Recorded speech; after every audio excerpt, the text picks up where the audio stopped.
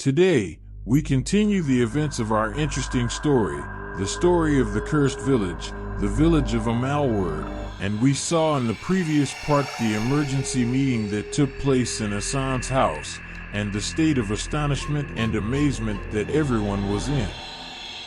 In the end, they agreed with their friend Haytham to tell a relative about this matter, but the strange thing is that after a while Haytham went, no one was able to reach him, so his phone is switched off, and in this part we will know what happened to Haytham and what friends will do in their plight and how they will act.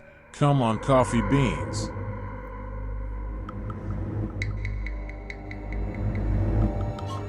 After Haytham went to meet one of his relatives who works in the Commission for the Promotion of Virtue and the Prevention of Vice in the Kingdom to tell him what happened to Hassan and Tariq, Tariq tried to contact Haytham a lot, but to no avail. Every time he found the phone turned off, and suddenly Tariq decided to go to Village Roses. Perhaps he will find the answer to all the events that he and his friend Hassan went through. Yasser immediately calmed him down and reassured him that everything would be fine and that there was no need to worry. Hassan woke up to the sound of the sharp discussion that was going on between Yasser and Tariq.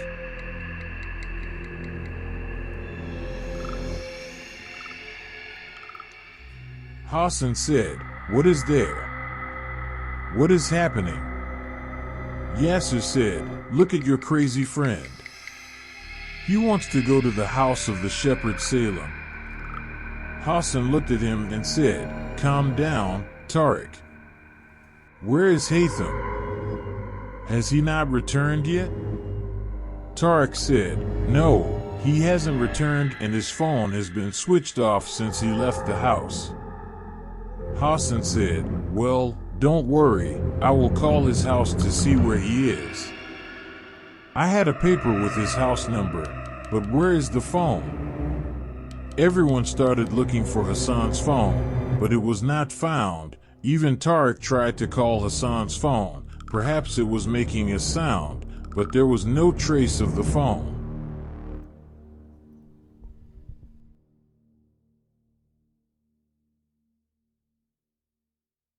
Here, Tariq went crazy and decided to actually go to the house of the shepherd Salem and left quickly.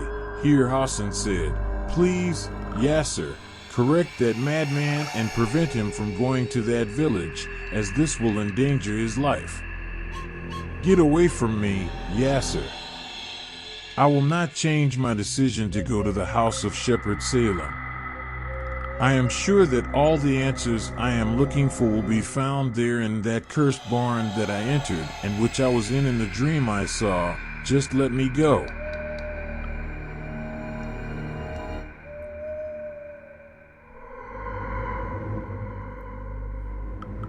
Yasser said, "It is impossible for me to let you go to that place, and be sure, Tariq, that your going to the house of the shepherd Salem will not benefit you in anything but may harm you in the end." Tariq said, "I must prove the truth of what I am saying. This is what happened in detail." Yasser said, "I believe you, Tariq, but we must be careful, or something bad will happen to us." Here, Tariq said, "So what do you think that you come with me to the house to see that what I am saying is true and that those clothes I was wearing in the dream are real and I have it in my wardrobe?"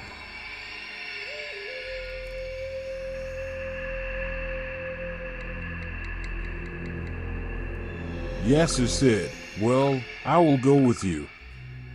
Let's go." All the way, Yasser was thinking.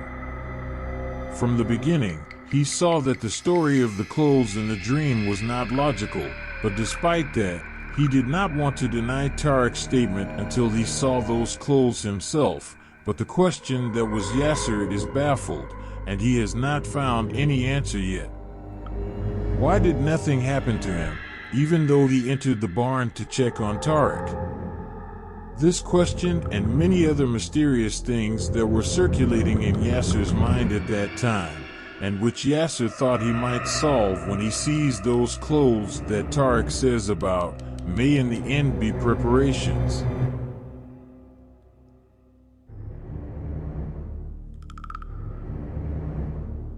We now move to Hassan, who was left alone in his house after Yasser and Tarek left. Hassan remained alone in the house looking for his phone to check on his friend Haytham. After Hassan failed to find his phone, he decided to go to the bathroom and wash his face until he wakes up. Hassan entered the bathroom and found his phone in front of him. Hassan wondered, as he never goes into the bathroom with his phone, but he took the phone and hurried to call Haytham's house. Hassan called Haytham's house and Haytham's mother replied, saying, "Hello, who is with me?" Hassan said, "Hello, I am Haytham's friend and I wanted to talk to him."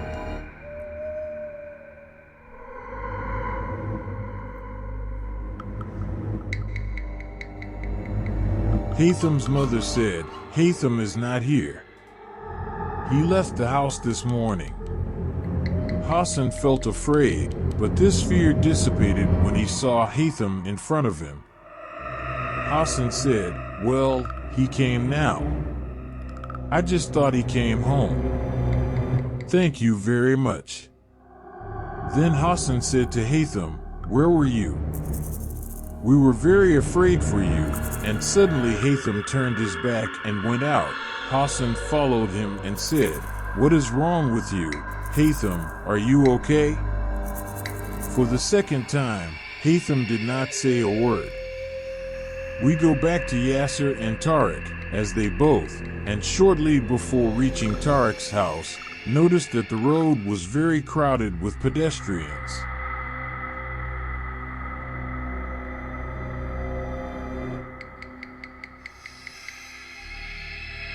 Tarek said, "Certainly there has been a traffic accident."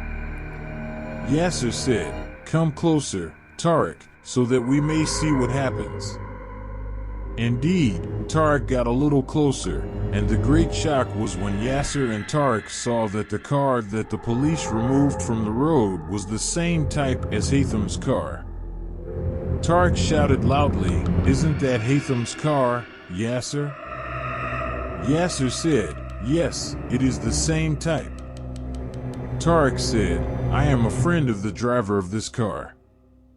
Please tell me what happened to him." The policeman said while he was sad, he passed away.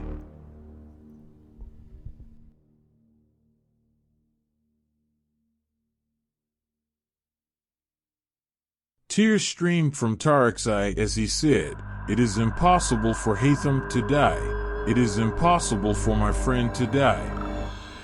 Yasser Tarek hugged and said, "We belong to God, and to him we shall return." Tarek said, "I remember Haytham and his laughter and all the situations and events that we went through now. I remember them clearly that he is my friend. How does he go like this and leave me?" Tarek kept repeating these words for a long time, despite Yasser's attempts to calm Tarek, but Tarek had approached the stage of madness in every sense of the word. Occurrence.